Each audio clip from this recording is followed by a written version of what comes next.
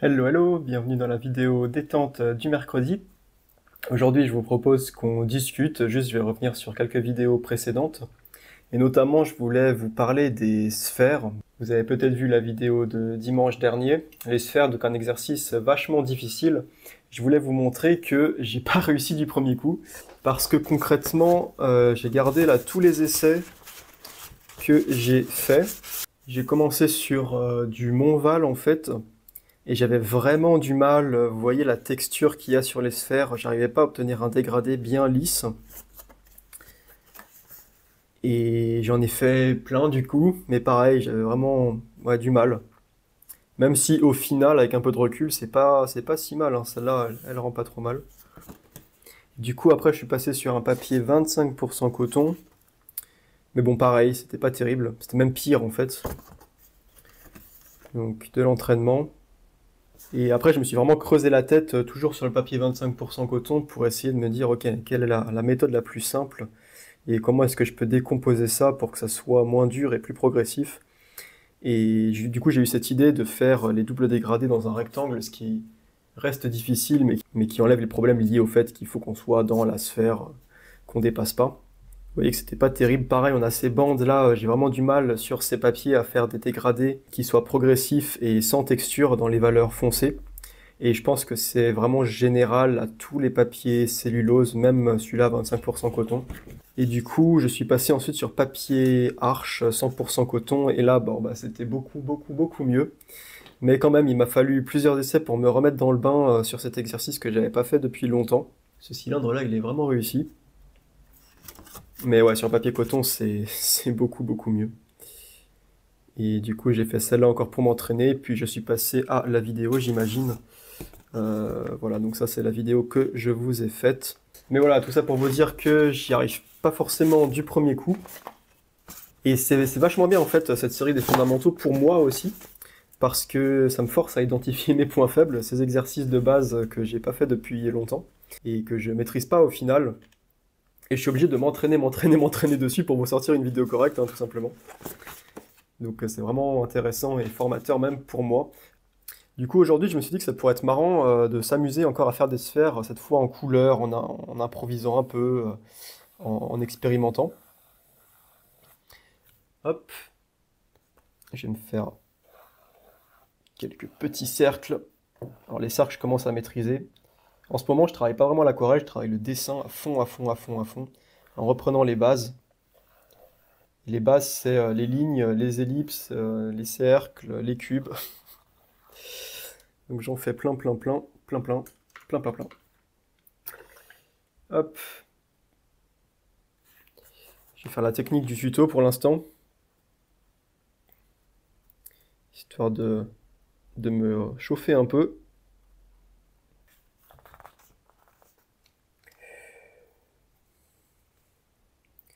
Allez, tiens, je vais le faire avec un bleu, un peu moins tristoun que du gris de pen.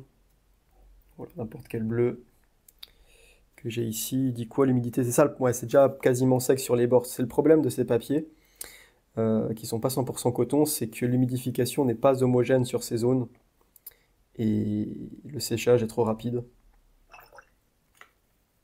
Et le séchage n'est pas homogène. Hop, j'ai oublié de rajouter de la couleur. Je peux même rajouter peut-être un peu du noir pour aller vers l'ombre là. Et puis pourquoi pas un petit coup de rose pour qu'on fasse une ombre violette. Et voilà, regardez ça. Beau dégradé, mais vous voyez que là direct c'est déjà sec en fait sur cette partie. Donc limite ça a servi à rien de mouiller au début. Et c'est problématique. Hop, sur la partie plus dans la lumière, on peut passer sur du vert peut-être. Voilà, c'est déjà tout sec, hein.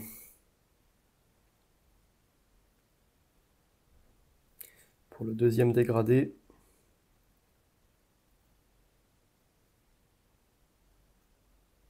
Hop. Voilà, c'est l'entraînement. L'entraînement du jour. On va voir ce que ça va donner une fois que ça sera sec. Allez, je vais en faire d'autres. C'est marrant en couleur aussi, même s'il ne faut pas trop se focaliser sur les couleurs. Juste remplacer le gris par quelque chose d'un un peu moins sinistre. Et en ce moment, je suis à fond dans la théorie des couleurs parce que je vous prépare la vidéo, enfin les vidéos du module qui sortira après les valeurs. Hop, faut que je me concentre un petit peu là. J'ai pris des couleurs au pif. Là, j'ai mis trop d'eau. J'ai mis trop d'eau. Du coup, c'est pas contrôlable, ça diffuse un peu trop. Et là, on veut quand même être un peu précis.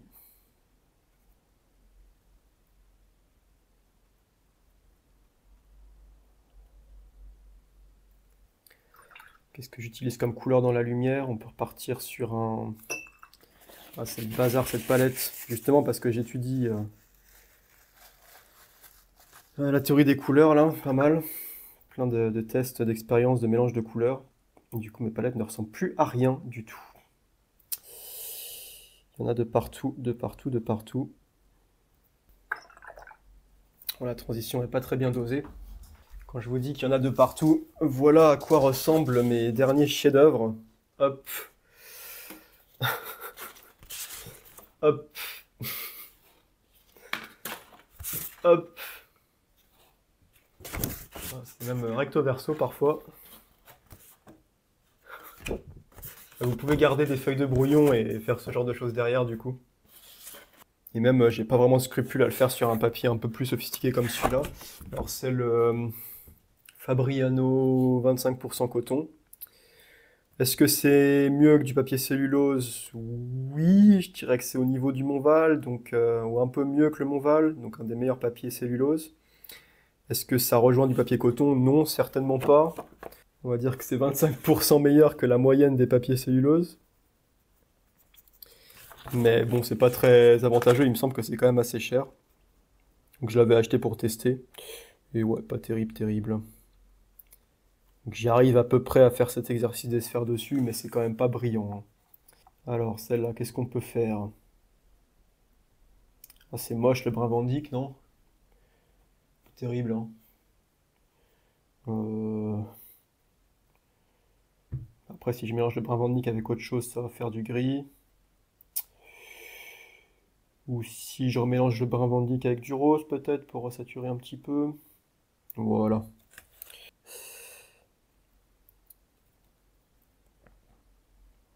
Bon, je vais faire le dégradé clair avant.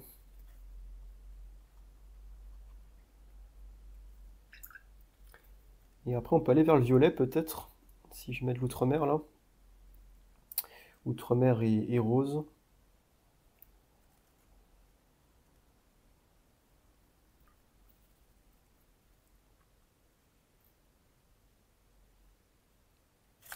Ah, peut-être un truc marrant qu'on peut faire. Je sais pas si ça va bien rendre comme ça. Et c'est faire une ombre. Oui, j'ai un peu eu la flamme de faire les ombres pour les autres, là. Faire une ombre, mais à la place de faire une ombre d'occlusion, donc une ombre très sombre à la base, on peut essayer de laisser ça blanc. Vous allez voir, normalement, on devrait obtenir un effet sympa. Donc je vais juste peindre l'ombre portée, sauf ce qui est à la base de la sphère. Donc l'inverse de ce qu'on a fait dans la vidéo de dimanche. Alors il faudrait être un peu plus foncé. Hop, je vais pas m'embêter, je vais prendre du gris de pen.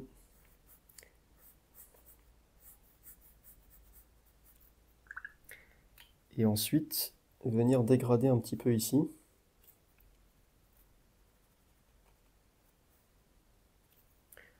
Est-ce que ça fonctionne? Il me semble que c'est pas mal. Peut-être que c'est un peu trop blanc. Parce que du coup, on a l'impression que la lumière traverse la sphère, qui serait un peu transparente du coup, et vient taper du coup ici, au niveau du sol. Donc c'est l'inverse de l'ombre d'occlusion.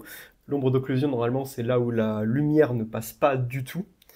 Mais là, elle passe à travers la sphère et elle arrive de l'autre côté et elle tape la table, le support. Et donc ça devient plus clair. Vous voyez qu'il y a quand même pas mal de subtilité. Et que là, même si j'ai fait les choses en couleur, c'est encore les valeurs hein, finalement qui nous donnent cette impression de transparence et de texture. Alors on peut essayer d'autres choses, tiens, plutôt que de faire toujours la même chose. On peut essayer de faire une sphère en glacis. Je fais pas ça souvent. Par exemple, en faisant le côté à l'ombre d'abord. Hop, je vais le faire un peu irrégulier comme ça.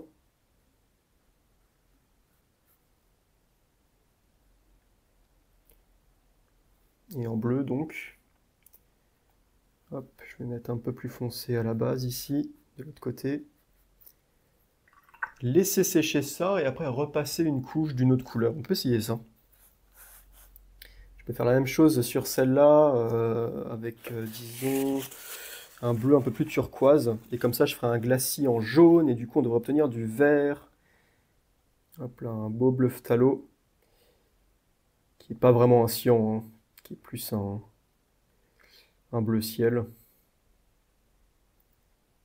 Mais qui fait quand même de beaux verts, un peu bizarrement d'ailleurs. Pas mal de subtilité hein, pour les couleurs. Ce qu'on apprend en général est très incomplet, voire complètement faux. Et déjà, si vous connaissez les entre guillemets vrais primaires, cyan, jaune, magenta, et non pas bleu, rouge, jaune, c'est très bien. Alors, ceci dit,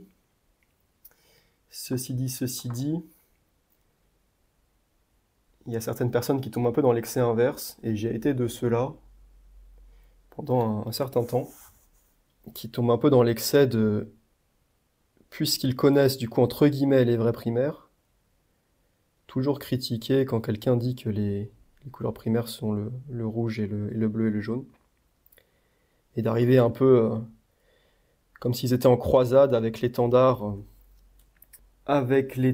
cyan magenta. Mais en réalité, la plupart de ces personnes qui critiquent ne savent pas vraiment de quoi elles parlent, hein. Parce que si elles le savaient, elles sauraient qu'en fait cyan et magenta, c'est pas non plus vraiment des primaires, et qu'en fait le concept de primaire, bah, ça n'existe pas vraiment en fait. Et qu'il faut être prudent parce que il y a vraiment beaucoup de subtilités. Et régulièrement, et en général c'est quand je cherche à renouveler ma palette, ce qui est le cas en ce moment, on en reparlera. Mais quand je cherche à renouveler ma palette, je retombe un peu dans ces abysses de la théorie des couleurs. Comme vous le savez peut-être, je suis physicien, donc j'aime bien comprendre les choses. Mais du coup, j'y passe des jours, si ce n'est des semaines, à lire des informations très techniques et totalement inutiles à l'aquarelle ou en peinture en général. C'est un peu la leçon finalement que je retiens, c'est que la théorie des couleurs, donc savoir quels sont les primaires, le concept de complémentaire, tout ça, bah, c'est bien beau en théorie, mais en fait en pratique ça ne sert pas à grand chose. On s'en passe très facilement avec l'expérience, en fait on sait quelle couleur on peut faire avec nos pigments. On n'a pas besoin de certes chromatiques, de choses comme ça. Et c'est sans doute pour ça que c'est pas si grave que tant de personnes pensent que le rouge et le bleu sont des primaires. Parce qu'en pratique, ça va jamais les empêcher de faire des belles choses. Tout simplement parce qu'il y a une grosse différence entre la théorie et la pratique. Donc ne vous prenez pas trop la tête là-dessus, sauf si vraiment le sujet vous intéresse. Et je veux dire que c'est assez passionnant, hein, c'est à la frontière entre plein de domaines, entre maths, physique, biologie, parce que ça dépend entièrement de comment on perçoit les couleurs, les longueurs d'onde, anthropologie, même psychologie, philosophie, bien sûr les beaux-arts, le design, puis l'ingénierie, hein, toutes les problématiques liées à l'impression. Donc c'est vraiment intéressant, mais en tout cas, pour faire des belles aquarelles, il n'y a pas besoin de savoir tout ça. Parmi les subtilités qu'on peut mentionner, je peux vous donner un exemple, hein. J'ai un rouge en fait. J'ai un beau rouge. Enfin, je peux vous montrer ça, dire ici. Bon, rouge légèrement orange, mais c'est pas grave, ça ira pour la démo. Alors on vous dit, hein, j'imagine que la plupart d'entre vous, si je vous demande quelle est la complémentaire du rouge, vous allez me répondre, le vert, hein, c'est ce qu'on vous apprend à l'école. La complémentaire du rouge est le vert. Non, ça c'est le Bluff-Talot. Le vert, on peut prendre ce vert par exemple. Et donc il paraîtrait que si je mélange du rouge et du vert, ça fait du gris, ou en tout cas de la boue comme on dit. Une couleur très désaturée en termes plus techniques et objectifs. Alors là, c'est encore trop vert. Il faut trouver le juste milieu. Qu'est-ce que ça donne ça? Bah voilà, parfait. Alors effectivement, ça donne un gris qui est vraiment pas mal en fait. Bon, légèrement vert, je pense que si je rajoutais un petit peu de rouge, ça sera encore plus neutre. Ouais, encore un petit peu. Ouais, voilà. Bien bien neutre.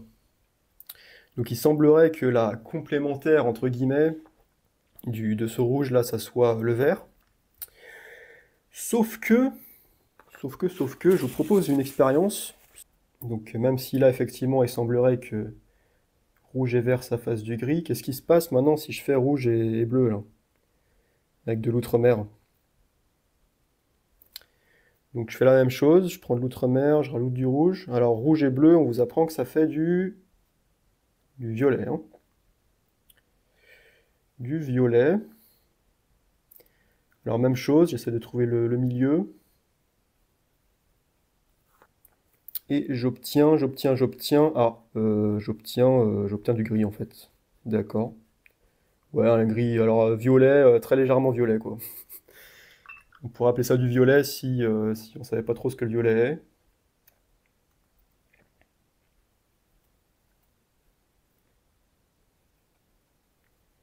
Mais bon, c'est franchement pas un violet que j'ai envie d'utiliser pour peindre des fleurs, hein. Bon, alors du coup, je comprends plus trop là, la complémentaire du rouge, c'est le bleu ou le vert? Ah, mais en fait non, parce que je connais la vraie théorie des couleurs. C'est qu'il y a le cyan et le magenta. Et que si on fait le vrai cercle chromatique, le cyan est la complémentaire du rouge. Alors attention, on peut encore tester ça. Alors le bleu phthalo, c'est pas vraiment un cyan, mais on va dire que c'est un cyan quand même, parce que j'ai pas de meilleur cyan sous la main là.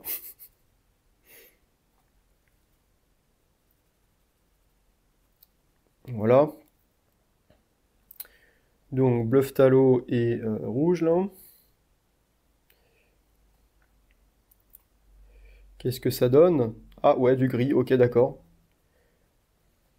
D'accord, d'accord. Donc en fait le rouge est complémentaire du vert, du cyan, du bleu, d'à peu près tout ce qu'on trouve en fait de toutes les couleurs froides quoi.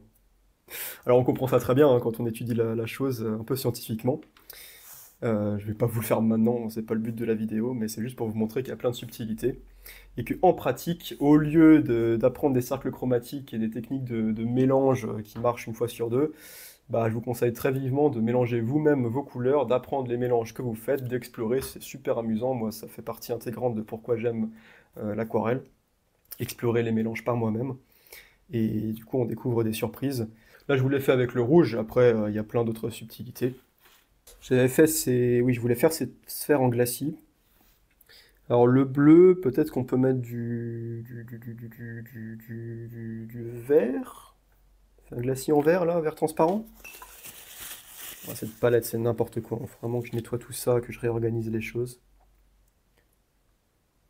Je vais isoler une réflexion spéculaire en blanc.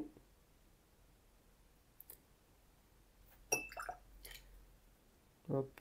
On peut faire varier un petit peu la valeur là en dégradant. Et du coup passer en glacis sur le bleu. Alors bon, le papier pareil là, 25% coton, ouais, non. Ouais, le glacis, c'est pas terrible, hein. Ça soulève un peu le pigment de la couche en dessous. Mais c'est une technique aussi intéressante qui fonctionne pas trop mal quand on a du bon papier de faire un glacis. Oh, elle est pas mal la sphère là. Alors peut-être que le bleu phthalo fonctionnera mieux que l'outre-mer en glacis. Le bleu phthalo est plus tintant. Et d'ailleurs, pour revenir un peu sur le sujet, je pense que le plus utile quand on parle de couleurs, c'est de connaître les propriétés des pigments, pas des couleurs. Notamment apprendre, par exemple, que dans les bleus, qu'on a dans les pigments bleus, il y a vraiment deux catégories. Il y a les pigments bleus avec un fort pouvoir tintant, qui vont vraiment accrocher au papier. Pourquoi ça? En fait, c'est parce que les pigments sont très très fins, et du coup, ils vont vraiment dans tous les interstices du papier, ce qui fait que la couleur est bien plus attachée, collée au papier en quelque sorte. C'est plus facile de faire des glacis par-dessus, et elle granule pas du tout. Et ça correspond notamment à tous les phthalos, pigments phthalocyanine. Donc phthalo bleu, nuance verte, nuance rouge, phthalo turquoise, phthalo vert, etc. Et de l'autre côté, dans la gamme de bleu qu'on peut avoir, on a tous les pigments qui sont des pigments minéraux qui granulent. Et qui, du coup, pourquoi est-ce qu'ils granulent? C'est parce que les pigments sont plus gros, ce qui fait aussi que ça s'accroche moins au papier et que du coup, sur des papiers de pas très bonne qualité, bah, sur les glacis vont les emporter.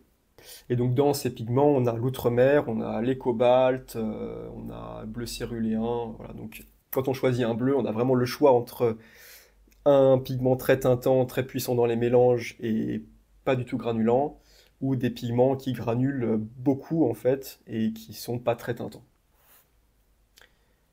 À chacun de faire son choix, il y a pas de, c'est pas parce qu'un pigment granule qu'il est pas bien, hein. Ça dépend en fait des contextes. Par exemple, un effet granulant dans de l'eau, ça peut être vraiment intéressant quand on peint la mer. Par contre, un effet granulant dans le ciel, à part s'il neige, je trouve que c'est pas terrible. C'est pour ça que l'outre-mer pour peindre les ciels, c'est vraiment pas idéal.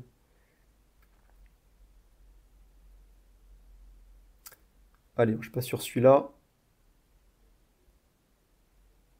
Techniquement, c'est censé être sec, hein. Vous voyez que j'aurais peut-être dû attendre plus longtemps, remarquez. C'est censé être sec, mais vous voyez que ça se mélange pas en glacis, ça emporte tout. Ouais, j'aurais dû attendre plus longtemps, je pense. Bon, ça fait du vert. Si on est jaune, ça fait du vert.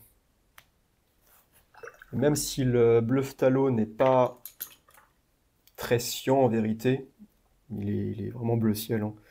Plus proche du bleu que du cyan. Bah ça fait des verts vraiment pas mauvais, hein. Très saturé quand même.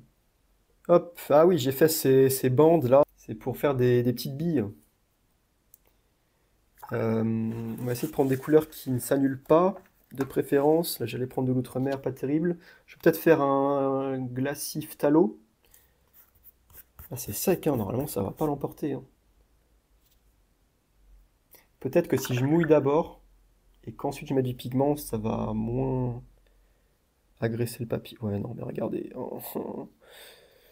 C'est pas grave, c'est pas grave. J'aime bien expérimenter sur des papiers qui coûtent pas 5 € la feuille, mais il y a des exercices où c'est pas trop possible.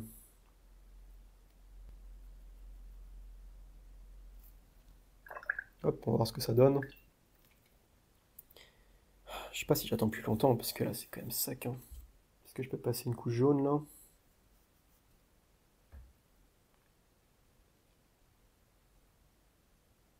Ah là ça marche pas mal. Là on a un beau glacis et mon phthalo est devenu vert. Par transparence, par superposition. Hop, je vais réouvrir du coup une petite réflexion spéculaire là. Je vais peut-être en réouvrir une ici aussi, pour donner un peu de transparence. C'est pas mal de varier le geste aussi. Dans la vidéo de dimanche, hein, c'est une vidéo des fondamentaux, je fais ça de manière assez scolaire. Après, je vous encourage à expérimenter. Regardez, là, je peux mettre du bleu, puis en mettre du plus foncé ici. Je suis pas obligé de faire le double dégradé scolaire, même si je vous fais ça de manière scolaire dans les fondamentaux, parce que bah, ça permet de faire de la technique, quoi. Ça permet de faire un entraînement technique.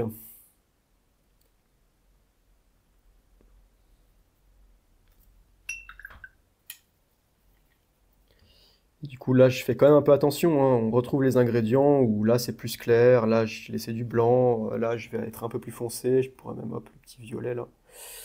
Je pourrais même renforcer un petit peu si jamais j'arrive à prendre assez de pigments. Allez, outre-mer et rose, violet. Voilà. On peut refaire la même chose qu'ici. J'aime bien, hein, j'aime bien cet effet. Je sais pas ce que vous en pensez, mais ça donne vraiment comme si la lumière passait au travers. Hop, je peux le faire comme ça. Rapidos.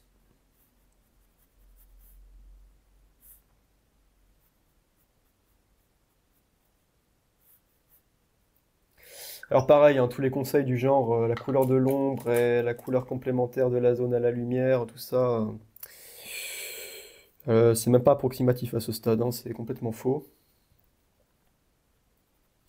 La couleur d'un objet, c'est le mélange, au sens mélange de peinture, hein, entre la couleur de la source de lumière et la couleur de l'objet.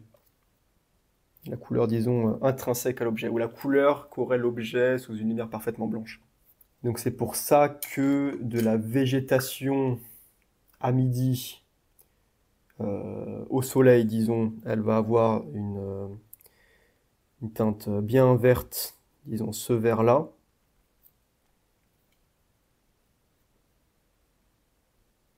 Ce vert-là, il est trop bleu. Ça, en fait, ça serait l'ombre de la végétation à midi. Euh, euh, voilà, végétation à midi au soleil comme ça. Et végétation à midi à l'ombre, elle voit pas le soleil. Qu'est-ce qu'elle voit? Elle voit la lumière diffusée par le ciel qui est un peu bleue. Donc du coup, la végétation à l'ombre est éclairée par une lumière un peu bleue, et du coup, pour obtenir sa couleur, il faut mélanger la couleur de la végétation, la couleur naturelle de la végétation, à du bleu. Et c'est pour ça qu'on a une couleur un peu plus bleue. Maintenant, la couleur de la végétation au coucher du soleil. Là, si la végétation est au soleil, l'éclairage est orange. Le soleil est orange au coucher du soleil. Donc, il faut mélanger ce vert à de l'orange. Et c'est pour ça qu'on n'a pas des verts pétants au coucher du soleil. Si je refais ce vert rapidement, un peu trop jaune. Oui. Si je veux la même chose au coucher du soleil, il faut que je mélange à de l'orange, donc du jaune et du rose.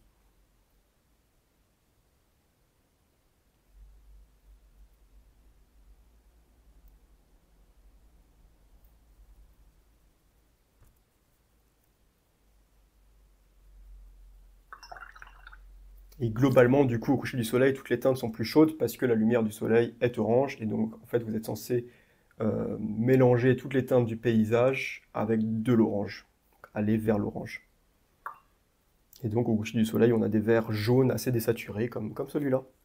Bref, il y a tout un monde à explorer. Alors, je devrais peut-être arrêter de parler de la théorie des couleurs. Ça va être fun de faire le module des fondamentaux dessus. Je suis en train de l'écrire. C'est difficile parce que c'est vraiment le sujet probablement que je maîtrise le plus. Mais d'un autre côté, c'est le sujet qui, je pense, est le plus inutile. Et j'ai pas non plus envie de vous dire des bêtises. Mais en même temps, si je suis trop complet, ça sert à rien, et puis personne va comprendre, et tout le monde s'en fiche. Donc finalement, je pense que le choix que je suis en train de faire, c'est de se contenter de juste le côté pratique, et de construire un modèle utile en pratique. Je pense que ça sera plus utile pour tout le monde. Je ne vais pas non plus vous embrouiller avec ces histoires de couleurs primaires, cyan, magenta, tout ça. Bon, faut encore que j'y réfléchisse. Et je pense par contre que je vais un peu inverser l'ordre par rapport au planning que j'avais dit au début sur les fondamentaux. Je vais faire la théorie des couleurs juste après les valeurs, c'est quand même plus logique. Et je regrette un peu, je pense que j'ai fait une erreur, j'aurais dû mettre les modules sur la gestuelle et sur les textures avant les lavis en fait même, bien avant. Parce que je pense que c'est des modules qui sont plus ludiques pour commencer. Et on n'a pas besoin des valeurs et des couleurs pour faire ce genre de choses. Donc je pense que ça aurait été mieux. Mais bon, c'est un peu tard maintenant. Alors, de quelle couleur je peux faire la sphère ici?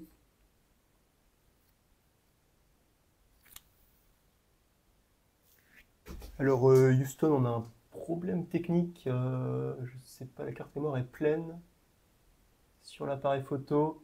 Parce que j'ai oublié d'effacer ce que j'ai peint dans la neige. J'ai setup deux caméras. Peut-être que j'arriverai à faire un montage. J'ai oublié d'effacer quoi. Ah, alors ne pas effacer tout. On se rend pas compte, hein, mais filmer une vidéo, c'est difficile. En ce moment, j'essaie pas mal d'améliorer les choses aussi. Il y a un petit temps d'adaptation, hein, c'est pour ça que la vidéo sur les cubes et celle sur les sphères était pas top au niveau qualité. Ok, ça filme toujours, du coup, on est reparti. Alors, je sais pas ce que vous avez loupé là, du coup. Hmm.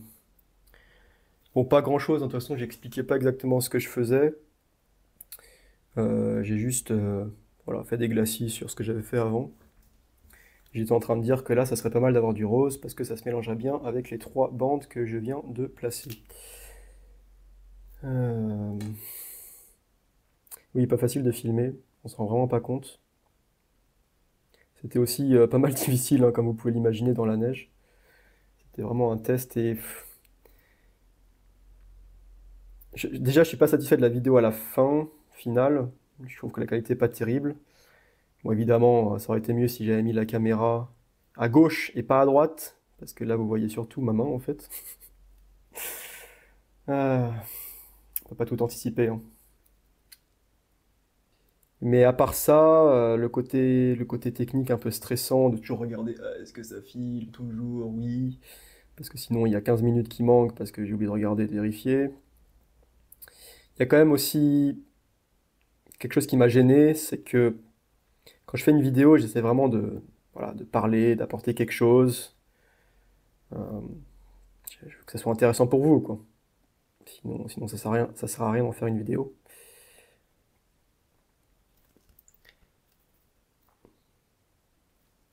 Ah, pardon, je me concentre un petit peu là. Vérifier si le téléphone filme toujours, oui. Parce que s'il filme plus, il n'y a plus de son. Qu'est-ce que je disais? Qu'est-ce que je disais? Oui, ça me gâche un petit peu le plaisir qu'il y a à être dehors et à profiter du moment et à s'imprégner de l'instant. Ça met vraiment une pression, non seulement ouais, donc au niveau technique où il faut toujours vérifier que ça tourne, et aussi cette pression de devoir expliquer des choses. Par exemple, j'ai commencé par vous expliquer les couleurs que j'allais choisir, je vous ai montré directement sur la feuille les mélanges, sans même anticiper qu'ensuite j'allais avoir besoin de la feuille pour faire le paysage. Et du coup, je pense que je ne le ferai pas souvent, parce que ouais, ça me gâche un peu le plaisir d'être dehors et de profiter du moment tout seul, sans avoir de pression extérieure. Ah, elle est vraiment bien celle-là. C'était une bonne idée le mélange, hein. Vous avez vu, j'ai bien anticipé. Alors j'ai pas été violent, hein. J'ai fait un tout petit glacis rose, mais du coup le jaune est devenu un peu plus orange, jaune un peu plus orangé. Le violet euh, est un peu moins proéminent, et le vert là, le turquoise vert reste assez vert, c'est pas mal. Alors, il me reste de la place, hein. Aïe aïe aïe, il me reste de la place. Ah, un truc que je voulais tester, que j'ai acheté récemment. Alors j'ai fait plusieurs acquisitions là récemment, quand je suis rentré de Noël, je suis passé par Paris. J'ai acheté un petit pinceau silicone pour le fluide de masquage. Je peux essayer ça. J'ai acheté un couteau à palette pour les textures. Notamment, c'est super pour tout ce qui est rocher. Je peux vous montrer rapidement. Allez, allez, on est entre nous. Ça me fera juste un peu plus de montage à faire. Oh, ça fait longtemps que je n'ai pas fait de rocher. C'était comment les tutos rochers? C'était un truc comme ça. Attendez, il fallait faire un triangle et ensuite le couper. Et ensuite, on a une partie à l'ombre, une partie à la lumière. Un truc comme ça un peu, hein. Ouais.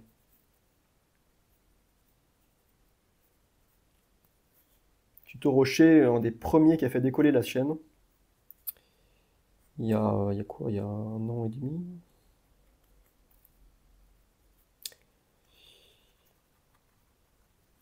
On a fait du chemin depuis le tuto rocher et j'ai complètement oublié comment ça fonctionne. Bon, on fait un peu n'importe quoi. Et ensuite, si ça n'a pas encore complètement séché, ça filme, oui, vous voyez à peu près, oui, peut-être qu'il faudra que je zoome, mais tant pis. Hop, on peut gratter pour donner de la texture. Pas mal, hein? Ça marche vraiment bien avec un couteau à palette, mieux qu'avec un cutter ou autre. Parce que c'est pas hyper agressif.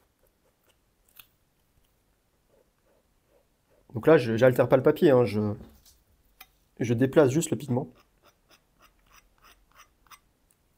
On obtient vraiment des textures assez sympas.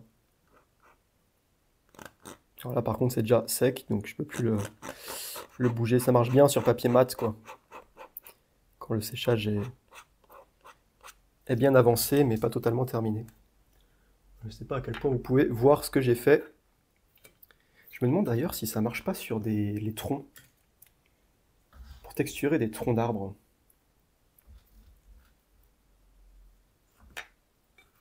Est-ce qu'on peut pas essayer de faire ça?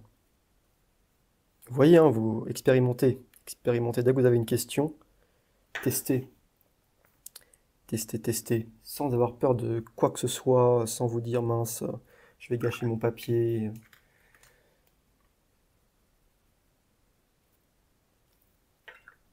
Bon, je commence un peu à texturer là, dans l'humide. C'est techniquement ce que je voulais faire dans la vidéo dans la neige, mais bon, c'était un peu difficile vu les conditions. On peut même faire une espèce de racine là, qui partirait comme ça. Moi j'improvise, hein, je sais pas ce que ça va donner, mais une racine comme ça, une racine qui partirait vers l'avant. On peut mettre un peu de jaune, un peu plus saturé. On peut mettre un peu de violet dans l'ombre. Mélanger mon gris de pen avec du rouge, du rose. Une couleur quoi. N'importe. On peut remettre du violet là.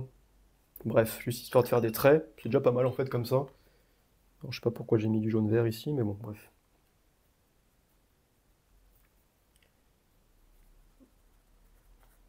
Voilà, bon, un truc dans le genre. Maintenant, si je prends mon petit couteau là, c'est pas assez sec. Ouais. Est-ce que je peux faire des traits horizontaux? Non, bof. Je pense que c'est pas assez sec, quoi. Hmm. Je vais faire des expériences en haut pour l'instant. Et j'irai en bas une fois que ça sera un peu plus sec. En fait, si c'est pas assez sec, on fait une marque et le pigment revient à l'intérieur. Comme si l'eau coulait dedans un peu. Voilà, c'est bon là. Une fois que c'est sec, ça laisse une traînée blanche. Enfin, sec, à peu près. Ouais, pas mal, hein. Vous voyez, on peut être très précis et faire ces stries d'écorce en fait. Alors, est-ce que je peux les faire horizontalement aussi? Ouais. Bon, je pense que comme tout, faut pas en abuser. Là, j'abuse parce que j'expérimente, mais je pense que ça peut être vraiment intéressant comme truc. On va faire des plus grandes là. Ouais. Et ensuite revenir avec une valeur beaucoup plus foncée, juste à côté de la valeur claire. Ça, en général, ça donne pas mal de réalisme de faire de souligner avec une valeur très foncée un highlight, comme on dit, un éclat de lumière qu'on a fait avec une valeur claire. Voilà, c'est pas mal. Il y a clairement quelque chose à exploiter là. Expérimenter davantage là-dessus si je me recule un coup. Ouais, ça rend pas trop mal. Bon, évidemment, maintenant, j'ai envie de faire ça, hein, de prendre le pinceau à pochoir, de faire mes petites sphères là. J'ai pas la place. J'ai pas la place. J'ai pas envie de... Bien cette bille là. On va faire une valeur très foncée en haut du tronc pour le cacher. Ah, puis de toute façon, je disais que le papier, il accrochait pas bien le pigment. Normalement, je dois pouvoir virer tout ça, non? Ouais. Hop. Du jaune. Un petit peu de vert, allez. Bon, c'est trop saturé, ça. Du rose. Ok. On éponge. Eh ben, ça faisait longtemps, les petits arbres, là.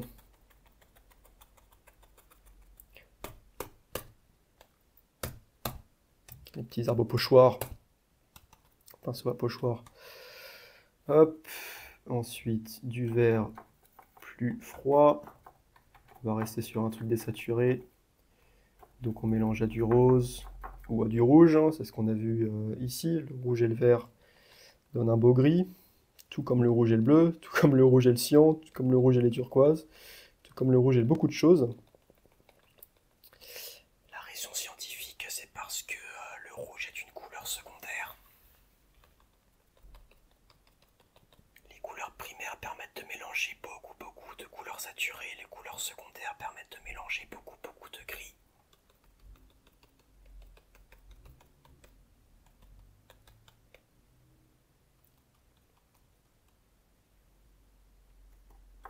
Si vous avez écouté ce que je vous ai dit il y a une dizaine de minutes, vous savez aussi pourquoi est-ce que dans l'ombre, je vais vers du vert bleu, voire carrément du bleu.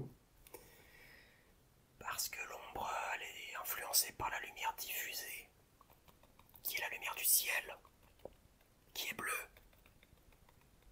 Lumière du ciel qui est bleue, mais si j'étais en intérieur, si je peignais une plante d'intérieur, et que cet intérieur avait des murs jaunes, et bah la lumière diffusée, elle taperait les murs, elle serait jaune, et du coup, les ondes ne seraient pas du tout bleues. Elles seraient plus jaunes. Après, on est quand même habitué à être à l'extérieur et à faire des paysages où là, pour le coup, c'est souvent le cas. C'est vrai que les ombres sont plus froides, hein, tout simplement, avec ces histoires de lumière diffusée. Voilà un arbre. Du coup, j'ai mangé ma bille, là. Allez, est-ce que j'en fais pas une petite dernière j'en fais deux dernières rapidos. Avec une couleur bien moche, là, dis donc. J'ai pas réfléchi.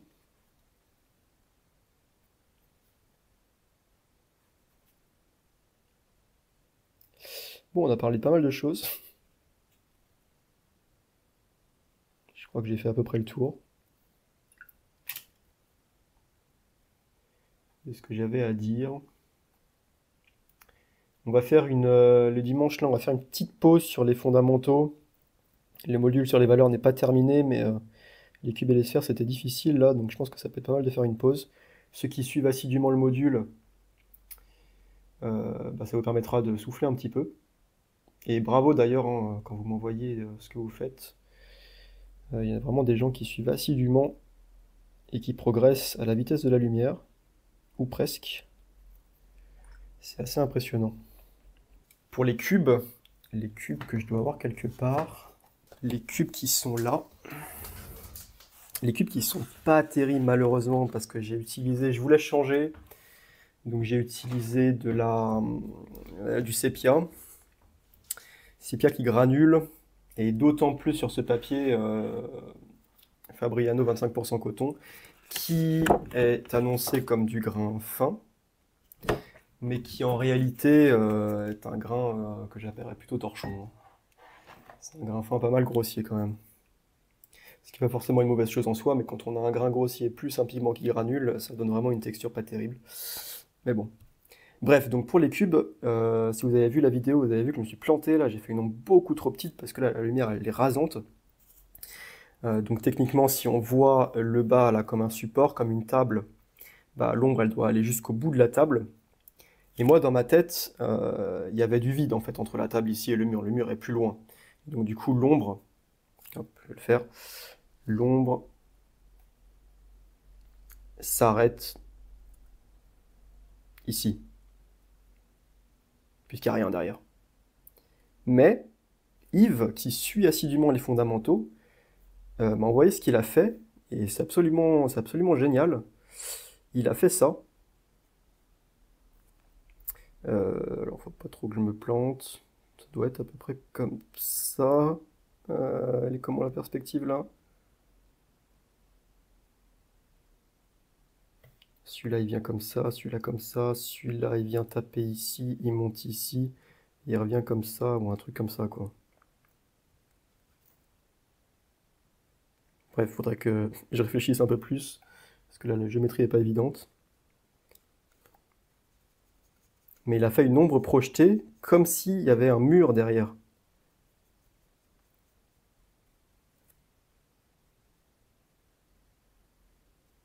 Génial, non? Bon, je suis pas sûr de mes perspectives là quand même. Mais vous avez l'idée. Donc bravo Yves et tous ceux qui font ces exercices difficiles. Définitivement, la perspective est pas bonne. Bref, revenons à nos billes. Vraiment sympa ces textures là, j'ai un peu exagéré. Ah! Je me rappelle maintenant ce que je voulais faire. Je voulais tester le pinceau silicone. Pinceau silicone vraiment pas donné d'ailleurs. C'est vraiment cher payé pour un bout de plastique, hein. Alors, qu'est-ce que ça donne? Alors, comme d'habitude, le pot de liquide de masquage, impossible à ouvrir. Je crois que j'avais trouvé une technique la dernière fois. On part du milieu, on va vers... Non. Je vais vers... Non. Je pars ici. J'appuie 1, j'appuie 2, je tourne. Non. Je déteste le fluide de masquage. C'est vraiment un truc, je déteste avant même qu'il soit ouvert, quoi.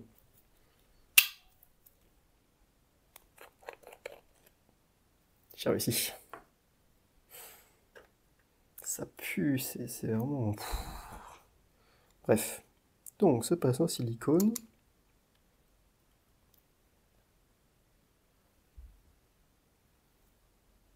Je vais faire des traits fins, là.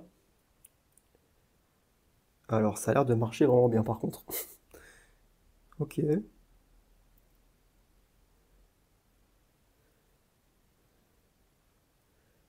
Ok, on peut faire pas mal de traits.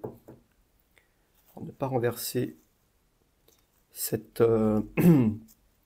ce liquide. Faire des traits assez fins. Si j'essaie de faire un sapin.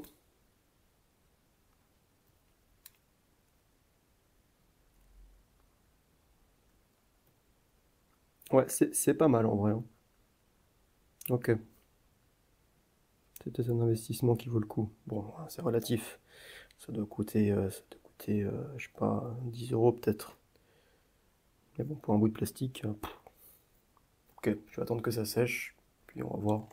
Notamment s'il est très fin, là, on fonctionner, je peux peut-être en essayer d'en faire d'autres. Ouais, je pense que c'est plus agréable que la plume. Bon. Et du coup, l'intérêt, évidemment, c'est que c'est facile à nettoyer. Ouais. Bon. Bon. Bon.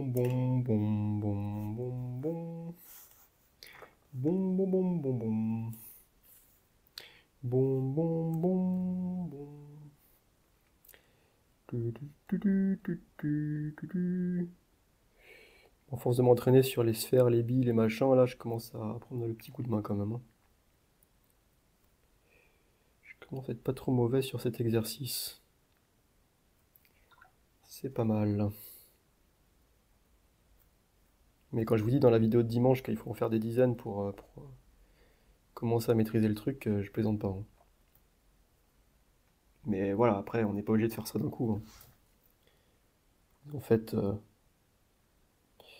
en faites 5 par semaine, vous allez vite arriver à en faire des dizaines, hein. Et puis, voilà, c'est des exercices académiques. C'est pas parce que vous ne les maîtrisez pas que vous pouvez pas, un, vous amuser à l'aquarelle, et deux, faire de belles choses, hein. C'est pareil pour les lavis uniformes, c'est intéressant de savoir les faire parfaitement, entre guillemets, donc très uniformes, d'un point de vue technique, quoi. Ça veut dire que vous maîtrisez les dosages, que vous avez compris deux, trois choses. Mais en pratique, on n'en utilise jamais, hein. C'est pas très intéressant, voire même carrément ennuyeux dans une aquarelle, un lavis uniforme. Donc ne pas savoir les faire, c'est pas un truc qui bloque. En tout cas, pas forcément. Mais en termes d'exercice, c'est intéressant, il me semble. Même si c'est pas forcément les trucs les plus ludiques. Après, je pense qu'au bout d'un moment, quand on veut commencer à essayer de maîtriser un sujet, il faut vraiment se pencher sur la question et c'est pas forcément drôle, hein. Et je vois bien hein, que les vidéos sur les cubes et les sphères, évidemment, ça fait moins de vues, mais bon, c'est pas pour ça que je vais arrêter d'en faire. Parce que je pense que c'est utile pour les quelques personnes qui les suivent et qui font les exos, sans du tout juger les personnes qui ne les font pas, hein. Là, je vous répète suffisamment souvent que le but c'est avant tout de s'amuser. Je vous l'ai même dit au début des fondamentaux, si les exercices vous inspirent pas, vous les faites pas, hein, ça c'est sûr, hein. C'est pas la peine de se dégoûter.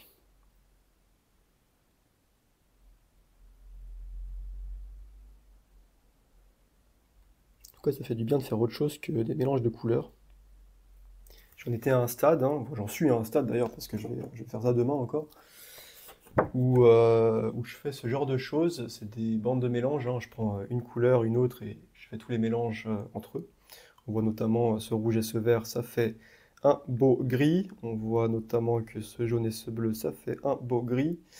On voit que le rouge et le bleu ici, ça fait du violet-gris. Et on voit que du jaune et du cyan, ça fait un beau vert, que du rose et du cyan, ça fait un beau violet. Bon, bref. Du coup, je fais ces bandes de mélange. Ensuite, je les scanne dans des conditions d'éclairage les plus optimales possibles. Et ensuite, sur les images scannées, je mesure les couleurs. Et ensuite, je les place dans un espace chromatique pour analyser quelles sont les trajectoires de ces mélanges dans cet espace. Il se trouve que le triangle des couleurs, que j'appellerais le triangle des mélanges, est vraiment pas mal, parce que les trajectoires de mélange sont approximativement des lignes droites. Théoriquement, ça devrait pas être le cas, mais en pratique, parce que les pigments qu'on a sont, disons, entre guillemets, imparfaits, pas saturés à fond, en pratique, ça fonctionne pas trop mal. Et du coup, je pense que c'est ça que je ferai dans le module sur la couleur des fondamentaux. J'introduirai, enfin, je construirai le triangle chromatique en se basant sur des expériences réelles, quoi, des mélanges qu'on fait. Et c'est à peu près tout, hein. Je pense que ce triangle, c'est le truc le plus utile. Et ensuite, il faut juste s'amuser à mélanger, hein.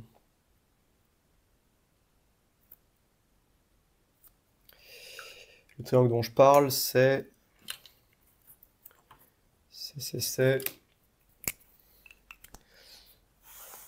un triangle où, je peux même vous le faire rapidement là, vous placez le cyan ici, placez le magenta, bon, je fais ça rapidement, ici, vous placez le jaune ici, donc ça c'est votre triangle de base,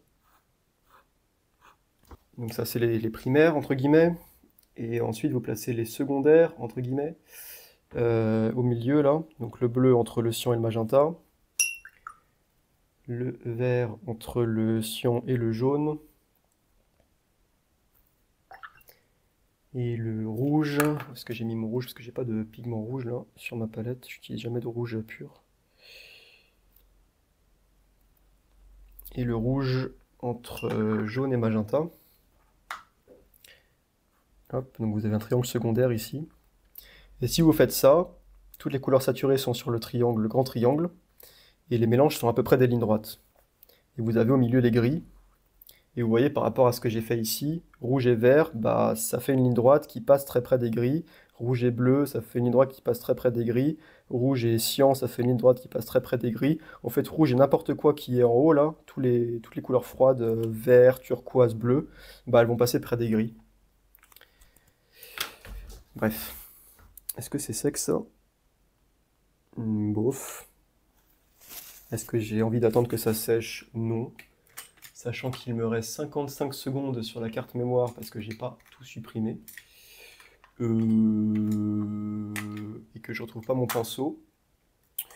Il est là. 44 secondes. Ça va être short hein, pour faire un arbre dans la neige. Ah, tant pis, je prends celui-là. 36 secondes, 36 secondes. Tchac, tchac, tchac, tchac, tchac, tchac, tchac, tchac, tchac, tchac, tchac, tchac, tchac.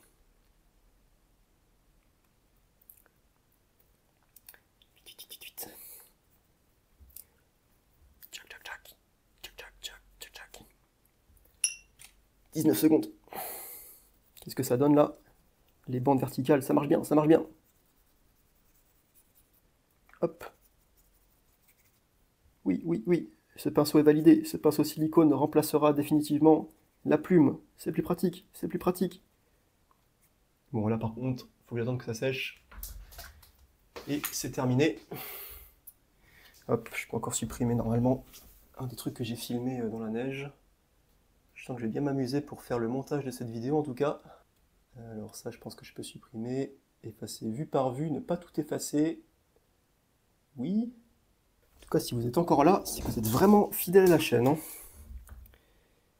Si vous êtes encore là, écrivez Vélociraptor en commentaire.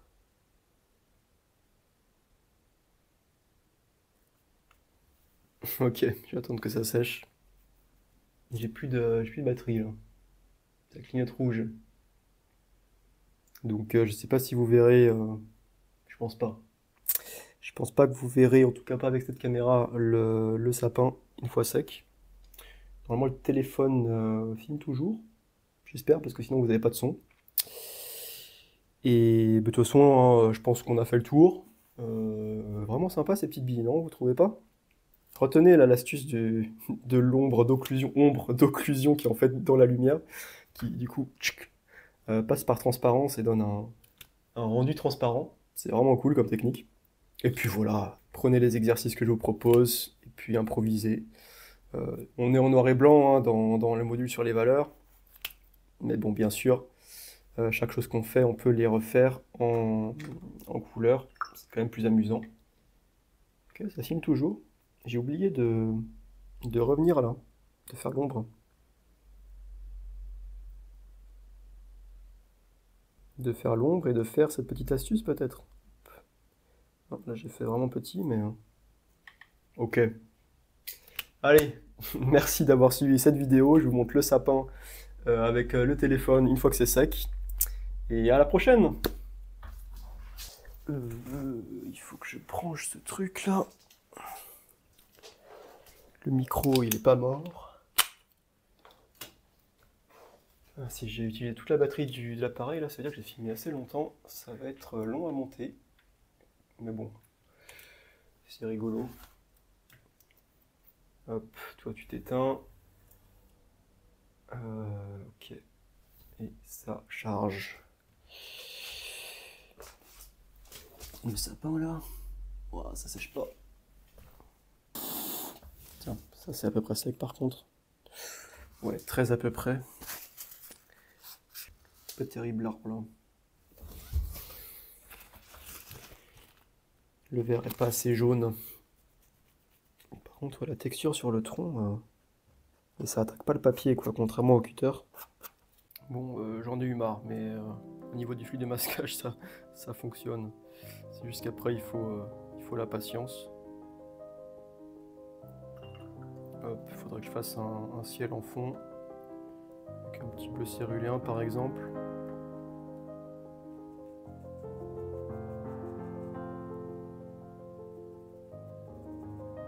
Bon voilà, voilà. À la prochaine. Là, je peux vous montrer le setup. Incroyable. incroyable.